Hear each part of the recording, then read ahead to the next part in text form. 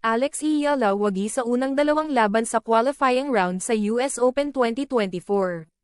Sa bawat laban, isang Pilipina ang muling nagpapamalas ng kanyang galing sa pandaigdigang entablado ng tennis. Siya si Alexandra, Alex, Iyala, ang rising star ng Philippine tennis. Muling nagpakitang gilas si Alex sa US Open na kasalukuyang ginaganap sa New York, isang prestihiyosong torneo na nagtipon ng pinakamahuhusay na manlalaro ng tennis mula sa iba't ibang panig ng mundo.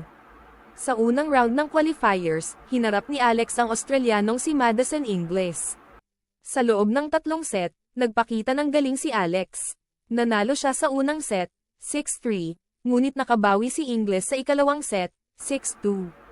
Ngunit hindi nagpadaig si Alex sa ikatlong set at tinapos ang laban sa iskor na 6-1. Isang patunay ng kanyang determinasyon at lakas ng loob. Sa ikalawang round ng qualifiers, hinarap ni Alex ang isa na namang veteranong manlalaro, si Nuria Parrizas Diaz mula sa Espanya. Sa loob ng 2 set, muling pinatunayan ni Alex na siya ay isang puwersang dapat katakutin. Sa parehong set, nagtagumpay siya sa iskor na 7-5, 7-5. Ang laban na ito ay nagpakita ng kanyang tibay at kahandaan na sumabak sa pinakamalalaking torneo.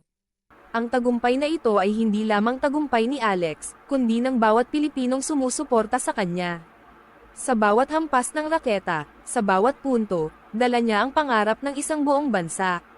Susunod namang makakalaban ni Alex sa final round qualifiers para makapasok sa main draw ay si Elena Gabriela Rose ng Romania na ang ranking ay 123.